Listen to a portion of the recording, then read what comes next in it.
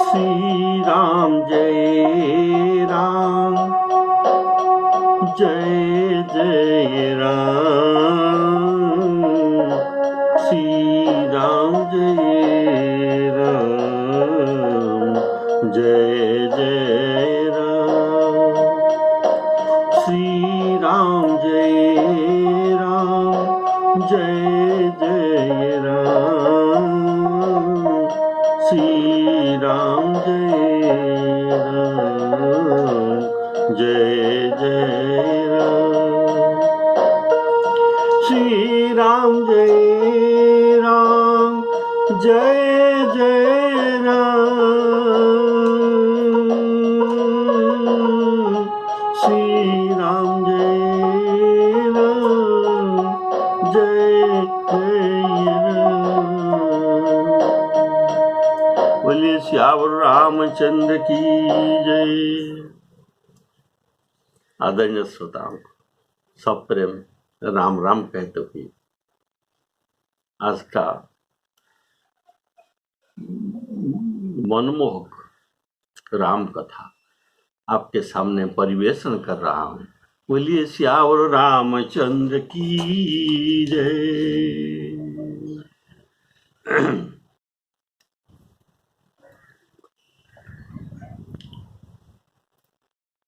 आपने सुना था श्री राम जी स्वर्ण मृग तो मारीच जो माया के रूप लेकर आया था, उनके पीछे अनुधावन जो कर रहे थे, और श्री राम जी ने कठिन सर मार के तो मारीच का वध कर दिया। उनके प्राण जाते समय ये जोर से लक्ष्मण का नाम पुकारा, और ये शब्द सीता जी के पास पहुंचा। सीता जी ने लक्ष्मण जी से कहा, लक्ष्मण देखो, तुम्हारे जो भैया के स्वर मैं सुन रहा हूं, ये बड़ा विपद में है, अतएव तुम जाकर उनके उद्धार करो। इस बात पर लक्ष्मण जी ने हंसा, जोर से हंसा। बोलिए सियावर रामचंद्र की जय।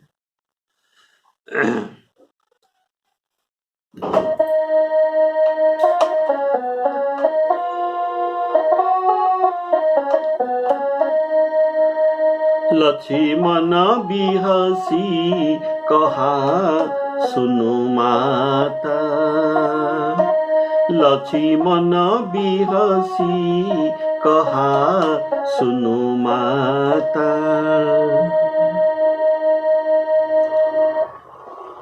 तो लक्ष्मण जी कहते हैं कि ये जो स्वर आपने सुना, ये राम जी का नहीं है और ये किसी देवता का भी नहीं है।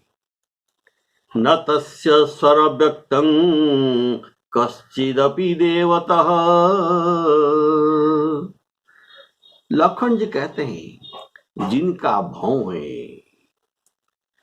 भौं के फिरने से अर्थात इशारा मात्र से सृष्टि का नाश हो जाता है, क्या वे श्री राम जी स्वप्न में भी संकट में पड़ सकते हैं? ये कदापि नहीं। इस पर सीता जी ने लक्ष्मण जी को मर्मवचन कहा। तब प्रभु के प्रेरणा से लक्ष्मण जी का मन डावाडोल हो गया।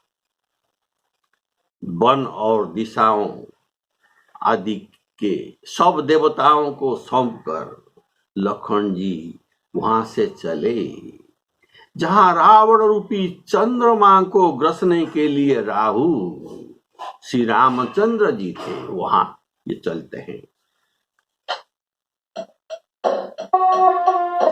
भ्रुकुटी विलास सृष्टि लय होई, सपने संकट परई की सोई। मरम बचन जब सीता बोला, हरि प्रेरित लक्ष्मण मन डोला। वन दिशी देव सौंपी सब काहू, चले जहाँ रावण ससिराऊ।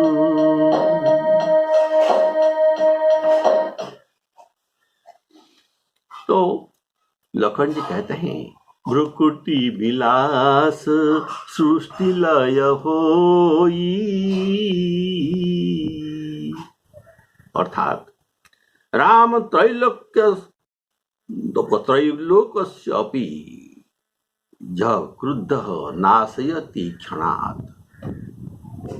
अगर ये क्रुद्ध होंगे तो त्रैलोक्य को स्वर्ग मर्त्य पाताल को क्षण मात्र में ये नाश कर सकते हैं। और गोस्वामी जी कहते हैं, सकल सुरासुर जुरही जुझारा, राम ही स्मरण जीत निहारा। त्रैलोक्य के समस्त योद्धा मिलकर भी अकेले राम जी को जीत नहीं सकेंगे। मरम बचन जब सीता बोला, हरि प्रेरित लक्ष्मण मन डोला। इसका भाव है, यहाँ गोस्वामी जी केवल इतना ही लिखा है कि मरम वचन जब सीता बोली, लेकिन क्या क्या मर्म को बांधते हुए वचन बोले ये नहीं लिखा। केवल इतना ही लिखा है, मरम वचन जब सीता बोला। लेकिन वाल्मीकि रामायण में ये सब मर्म वचन क्या क्या बोला ये सब लिखा गया है। लेकिन मर्यादा जो कवि सीता जी के इस बात को लिखा नहीं। और लक्ष्मण बिहसी कहा सुनु माता, लखन जी का व्यंसने पर सीता जी कुपित हुई कि राम जी के आर्तवाणी सुनकर तुम हंस रहे हो।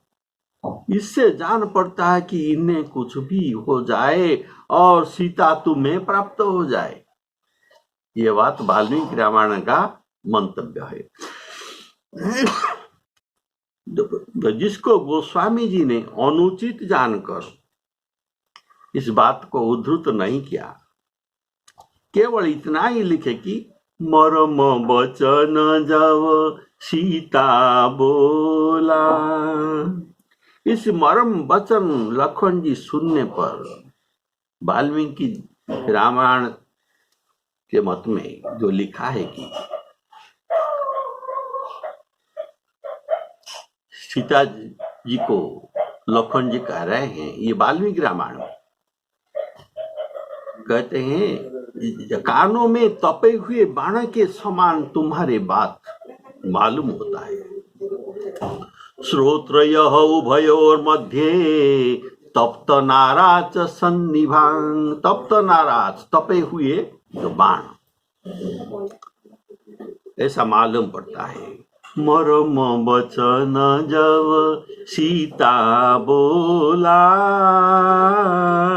यहाँ सीता जी के वचन में जो बोला शब्द प्रयोग किया गया है, लेकिन ऐसा तो नहीं होना चाहिए, अनुचित है। बोली होना चाहिए, लेकिन बोला यह क्यों? गोस्वामी जी ने लिखा है। तो इसमें जो कबीर जी के भाव है कि सीता जी के मुख से अगर अयोग्य और अनुचित वचन निकल रहा है तो कवि कैसे उचित वचन प्रयोग करते। इसीलिए मरम वचन जब सीता बोली न लिखकर हमारे कवि जी लिख दिए, मरम वचन जब सीता बोला। इसको पुल्लिंग शब्द कर दिया। लेकिन यह सब बोली कारण इसमें हरि के प्रेरणा था। मरम वचन जब सीता बोला, इसमें ये कहने वाला नहीं, ये तो ये पुत्र के समान लक्ष्मण जी को सोचते आ रहे हैं। तो इसमें हरि के जो प्रेरणा और लक्ष्मण जी के मन तो डोलना भी, इसमें भी हरि का प्रेरणा। ये प्रभु के आज्ञा का भंग कभी नहीं कर सकते, लेकिन हरि के प्रेरणा से इनके मन डोल गया। हरि प्रेरित लक्ष्मण मन डोला, अन्यथा जिस देवर ने सीता जी के सेवा 12 साल 9 महीने 18 दिन की है और दोनों के माता और पुत्र का संबंध था, ये ऐसे अनुचित वचन लक्ष्मण जी को नहीं कह सकते। इसलिए सीता जी को मरम वचन सीता जी के प्रति कहना यह संपूर्ण असंभव बात है। अतएव इसमें हरि इच्छा भावी बोलवाना हम क्या करें, और कौन क्या कर सकता है? हरि के तो इच्छा है ना, तो इसी में किसी का भी दोष नहीं है। बन दिशी देव सौंपी सब काहू, इसमें भाव है कि श्री राम जी की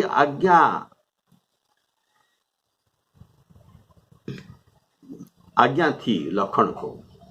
क्या आज्ञा थी? सीता केरी करेहु रखवारी, सीता केरी करेहु रखवारी, बुद्धि विवेक बल समय विचारी। इतना आज्ञा था, बुद्धि विवेक बल समय विचारी। तो अभी ये लक्ष्मण जी जो क्या करते हैं सुनिए। इसलिए ये बुद्धि का प्रयोग अभी जो करते हैं, बुद्धि में वन देवता और दिगों का देवता, इसको पूर्व दिशा के एक देवता है, ईशान्य के एक देवता है। इस देवताओं को दिशी देवता कहा जाता है। तो वन देवता और दिशी देवता आदि को सौंप कर यह बुद्धि प्रयोग करके सीता जी को रक्षा की। और भ्रुकुटी विलास सृष्टि लय होई, सपने संकट परई की सोई। ये कहने का भाव लक्ष्मण जी यहाँ विवेक प्रयोग करके ये बात सीता जी को सुनाते हैं।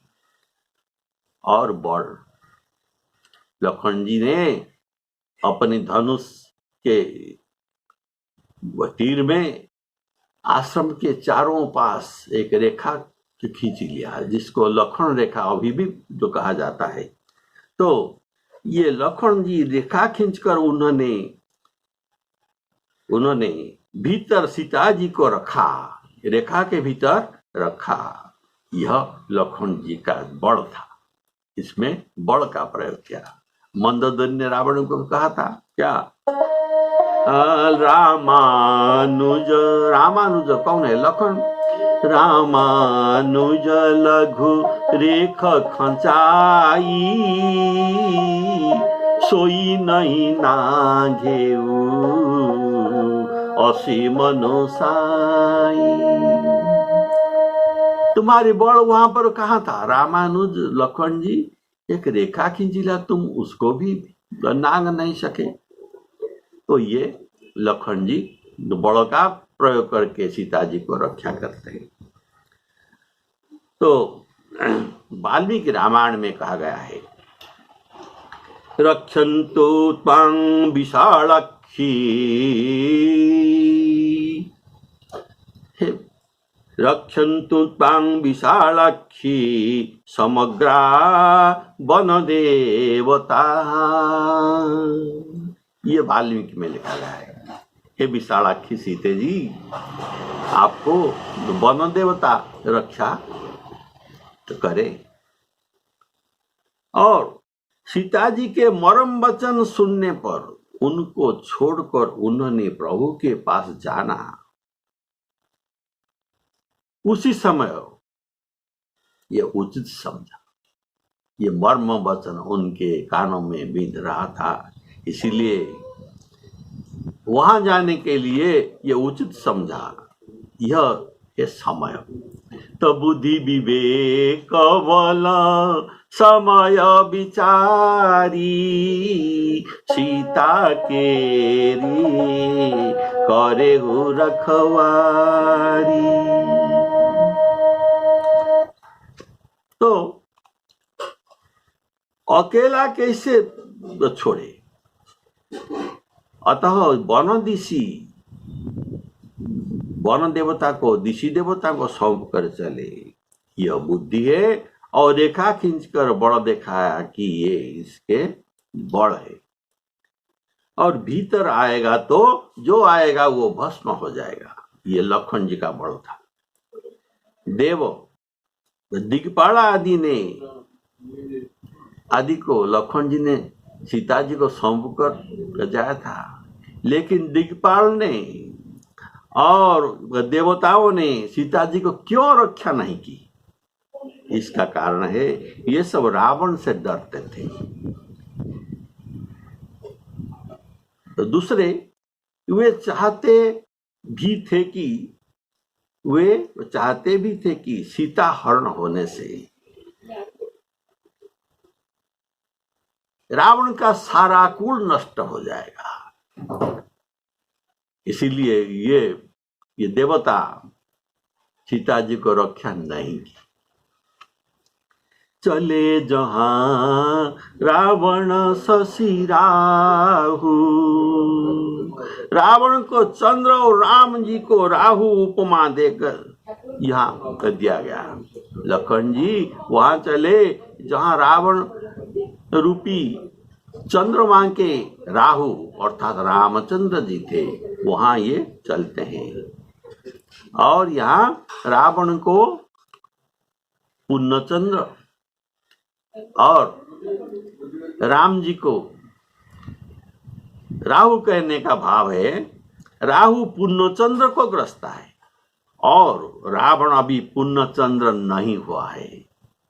सीता हरण के समय वह अर्धचंद्र हुआ है। तो कब ये पूर्णचंद्र होगा? जब ये विभीषण को लात मारेगा तभी ये पूर्णचंद्र होगा, तभी राहु उसे ग्रस सकेगा। कारण वक्र चंद्रमहि ग्रसई न राहु, इसलिए उनको पूर्णचंद्र होना ही होगा। तब राहु उसे ग्रास करेगा, उसे ग्रास करेंगे अर्थात उसे वध करेंगे। तब लऊ दाप चल्यो, तो गोस्वामी जी लिखते हैं गीतावली में, तब लऊ दाप दल्यो दस कंधर, जब लऊ विभीषण लातन मार्यो। जब लऊ विभीषण लात न मार्यो, तब तक ये पूर्णचंद्र नहीं हो सकता। बोले श्यावर रामचंद्र की जय। इस बीच में सन्नाटा हो गया। लखन जी वहां चले गए, सीता जी अकेला रह गए। तो रावण जतिवेश में सीता जी के पास आया, जिसके डर से देवता दैत्य इतना डरते हैं।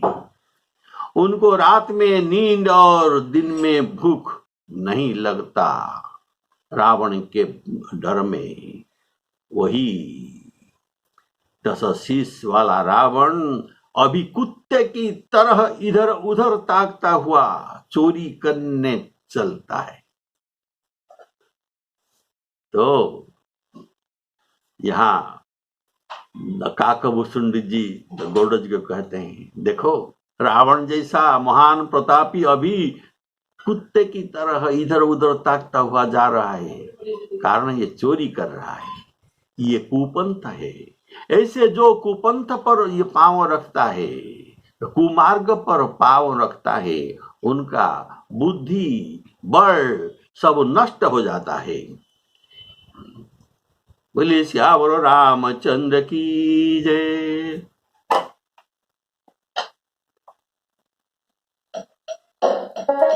सुन बीच दस कंधर देखा,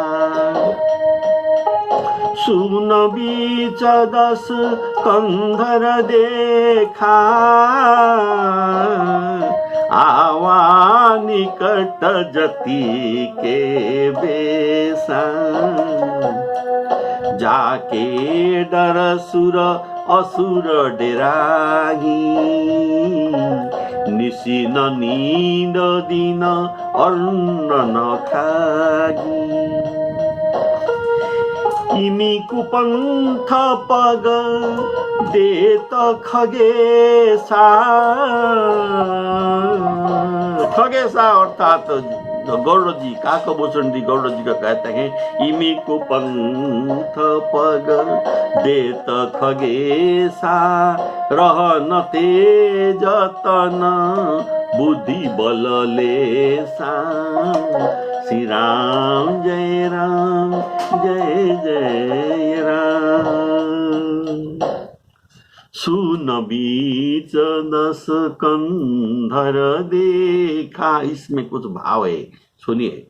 सुन अर्थात शून्य, सुन अर्थात शून्य, शून्य के बीच में दस कंधर ने देखा सीता को। लक्ष्मण जी ने जो शून्य रेखा खींच रहा था, खींचते हुए ये देखा था, और इसके बीच सीता जी है, और शून्य से सीता जी को बाहर करने के लिए ये एक तरीका सोचा, जो जति के वेश में आया। हनुमान नाटक में लिखा गया है, तपस्वी बोला, रावण तपस्वी के वेश में आया और सीता जी को कहा, हे धर्माचरण करने वाले, मुझे भिक्षा दो, मुझे भिक्षा दो। यह सुनकर जानकी जी ने लक्ष्मण जी के धनुष के अंकित चिन्ह को ये उल्लंघन किया। जो रावण छोटा सूक्ष्म रूप धारण करके ये सब लक्ष्मण के रेखा खींचना, ये सब पहले देख चुका था। रावण ने जति के वेश धारण करने का क्या कारण है? और कोई भी और कुछ भी वेश धारण कर सकता था, लेकिन जति के वेश क्यों धारण किया? इसमें भाव है, सबका इस वेश में विश्वास होता है, ये जति के वेश में है। और अन्य वेश में सीता जी को बाहर निकलना ये मुश्किल होगा। देखिए, जलंधर जो रावण हुआ था, जलंधर रावण वाले अवतार में ज्योति वेश के द्वारा ही छल करके श्री कृष्ण भगवान वृंदा के पास गए थे, और वृंदा का शाप उनका था।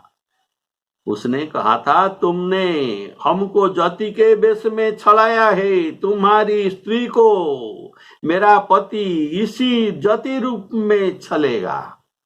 तो ऐसा ही अब हो रहा है। बोले श्यावर रामचंद्र की जय। इसलिए मार्कंडेय रामायण में भी लिखा गया है, रावण मुड़ाया हुआ एक वैष्णव संप्रदाय के त्रिदंडधारी सन्यासी रूप धारण करके गया था। ये मार्कंड पुराण में भी ये प्रमाण मिलता है। सन्यासी अतिथि, और उसमें ब्राह्मण का चिन्ह देखकर उसका सीताजी ने सत्कार किया। सो दस शीस स्वान की नाई, अर्थात कुत्ता जब चोरी करके चलता है तब इधर उधर भय से ताकता हुआ चलता है। स्वान की उपमा से जाना है कि जति के बेस में, रावण अभी जति के बेस में है, लेकिन काम किसका करता है? कुत्ता के जैसे काम कर रहा है। इसकी विजय कब हो सकता है? इसका विजय असंभव है।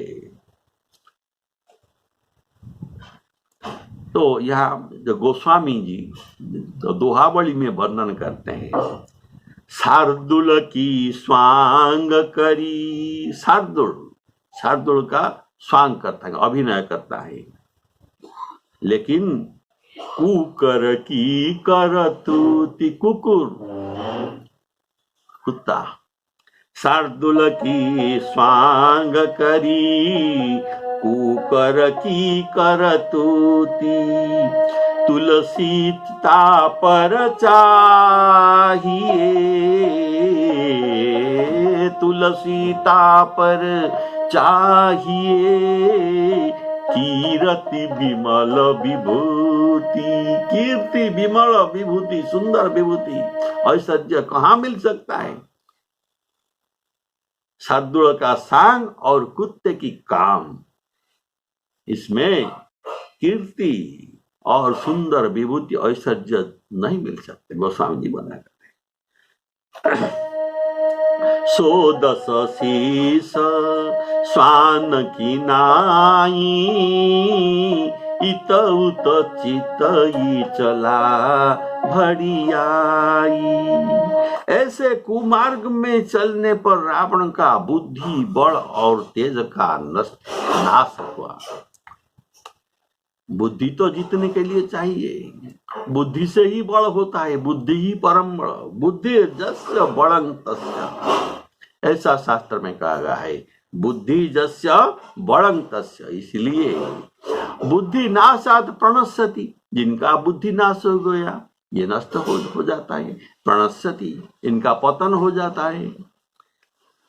उसने अनेक प्रकार से सुंदर कथाएं रचना करके सीता जी के आगे कहती है, कहता है रावण। राजनीति, भय और प्रेम भी दिखाया। सीता जी बोले, हे जति गोसाई सुनो, तुमने दुष्ट की जैसे वचन बोल रहे हो। तब रावण ने अपना असली रूप दिखाया, तब नाम भी सुनाया, मैं रावण हूं। तब सीता जी डर गई। बोलिए श्यावर रामचंद्र की जय।